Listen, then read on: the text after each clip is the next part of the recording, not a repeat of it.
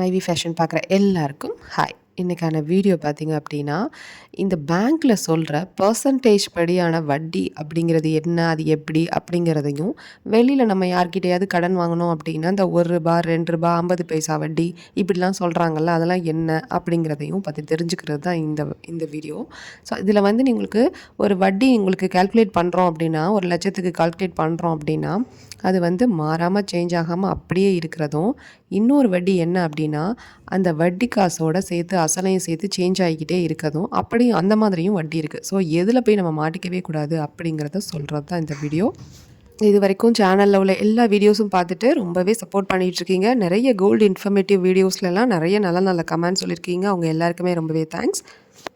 So பேங்க்லேயோ இல்லை தெரிஞ்சவங்கக்கிட்டேயோ கடன் வாங்கும்போது வட்டி எப்படி அப்படிங்கிறதெல்லாம் கால்குலேட் பண்ணிக்கிட்டு அந்த விஷயங்கள் எல்லாத்தையும் கணக்கு பண்ணிக்கிட்டு அதுக்கப்புறமா நீங்கள் வாங்குங்க.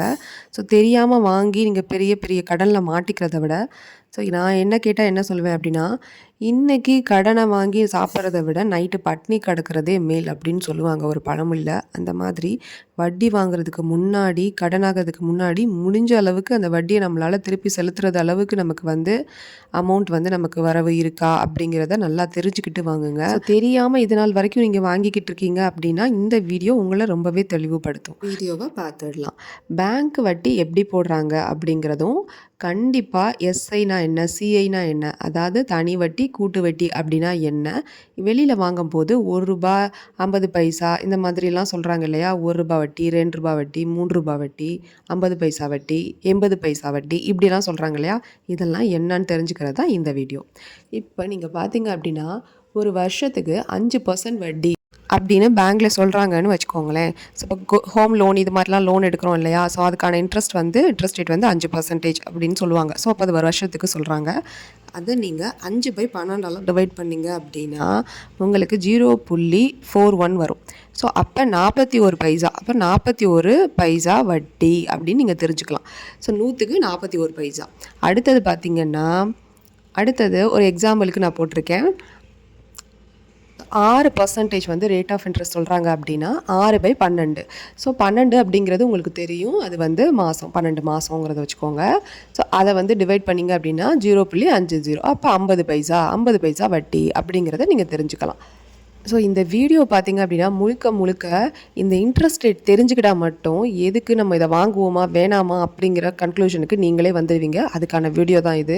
ஸோ அடுத்தது ஒரு எக்ஸாம்பிளுக்கு 8% வட்டினா எவ்வளோ வரும், 8/12 அப்போ போட்டிங்கன்னா 66 பைசா வட்டி.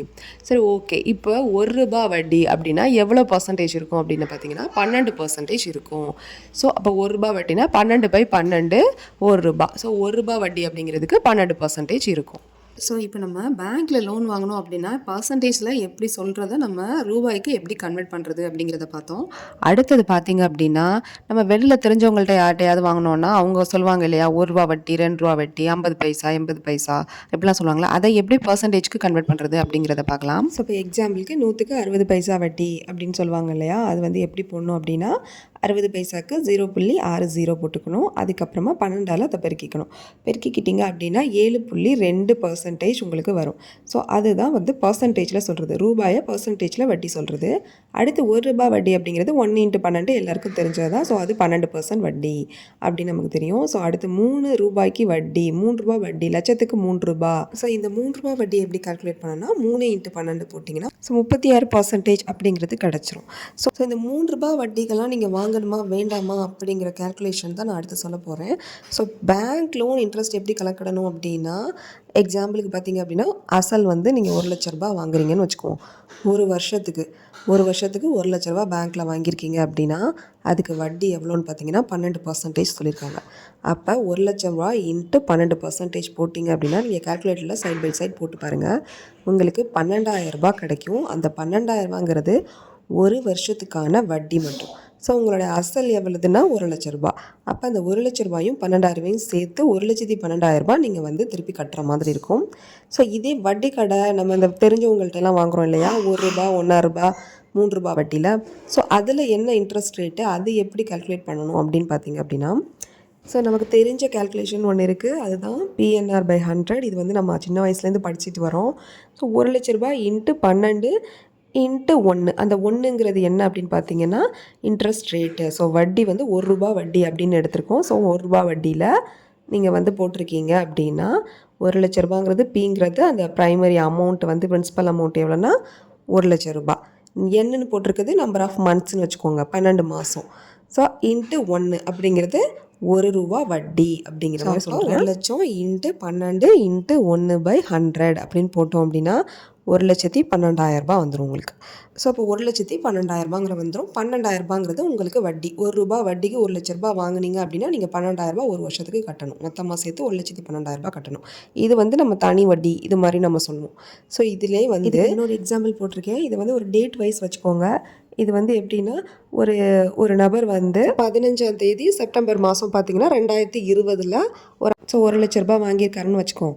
அவர் 15/12/2022 தான் அந்த அமௌண்ட்டை வந்து கொடுக்குறாரு. அப்படிங்கிற மாதிரி இருந்துச்சுன்னா அவருக்கு இடையில எவ்வளோ வருஷம் எவ்வளோ மாதத்துக்கு அவர் வந்து இந்த வட்டி காசு சேர்த்து அந்த ப்ரைம் அமௌண்ட் அதாவது அசலோட சேர்த்து அடைக்கணும் அப்படிங்கிறது இந்த கேல்குலேஷன். ஸோ அப்போ இந்த தேதிகளுக்குள்ளே நீங்கள் கேல்குலேஷன் பண்ணிங்கன்னா 2 வருஷம் 3 மாதம் வரும். ஸோ இப்போ 2 வருஷங்கிறது 24 மாதம் ப்ளஸ் 3 மாதத்தை சேர்த்துக்கோங்க. அப்போ 27 மாதம். ஓகேவா உங்களுக்கு? அப்போ அந்த என் அப்படிங்கிற நீங்கள் போடுறீங்க இல்லையா, அந்த இடத்துல நம்பர் ஆஃப் மந்த் வந்து உங்களுக்கு 27 மாதம் அப்படிங்கிறது உங்களுக்கு தெரிஞ்சிருச்சு. உங்களுக்கு வட்டி வந்து ரூ. 2 வட்டி அப்படின்னு சொல்லிட்டாங்க. இப்போ 1,00,000 இன்ட்டு 27 இன்ட்டு ரூ. 2 வட்டியில் டிவைடட் பை 100 அப்படின்னு போட்டிங்கன்னா உங்களுக்கு 54,000 வரும்.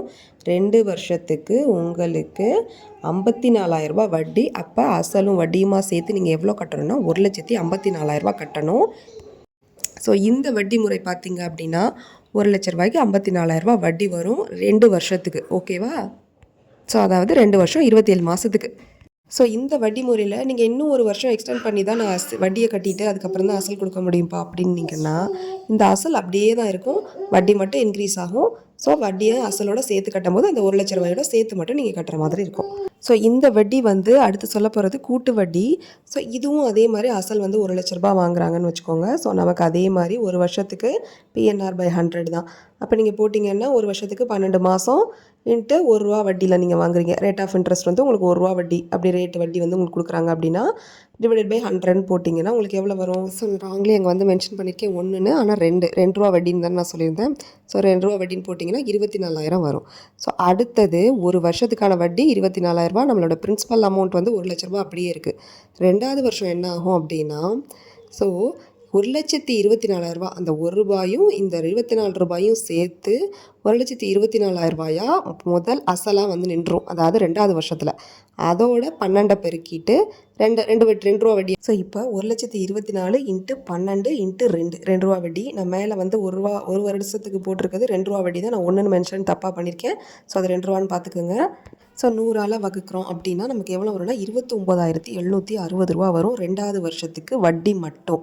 அதாவது முதல் வருஷத்துக்கு வட்டி 24,000, 2வது வருஷத்துக்கான வட்டி 29,000 சம்திங். ஸோ இப்போ அவர் வாங்கியிருக்க கடன் 1,00,000 அசல், அதுக்கு வந்து 3 வருஷத்தில் அடைக்க போகிறாரு அப்படிங்கிற வருஷத்தில் அப்போ 3வது வருஷத்துக்கு நம்ம பார்க்கணும். இப்போ 2 வருஷத்துக்கு பார்த்தாச்சு, 2 வருஷத்துக்கும் வட்டி பார்த்தாச்சு. முதல் வருஷத்துக்கான வட்டி 24,000, அது 2வது வருஷத்தில் அசலோடு சேர்ந்துருச்சு. அப்போ கல்குலேட் பண்ணும்போது 29,760 வந்துருச்சு. இப்போ 3வது வருஷத்துக்கு என்ன ஆகும் அப்படின்னா இந்த 1,24,000 அப்படிங்கிற 2வது வருஷத்துக்கான இதுதான் முதல் அசல், அதோட 29,760 சேர்ந்துக்கும். அப்போ உங்களுக்கு 1,53,760 இன்ட்டு 12ங்கிறது நம்பர் ஆஃப் மந்த்து, இத்தனை மாதம். அடுத்தது இன்ட்டு 2ங்கிறது ஸோ ரேட் ஆஃப் இன்ட்ரெஸ்ட்டு 2 ரூபா. அப்போ டிவைட் பை 100 போட்டிங்கன்னா 39,902 இந்த 3வது வருஷத்துக்கான வட்டி மட்டும்.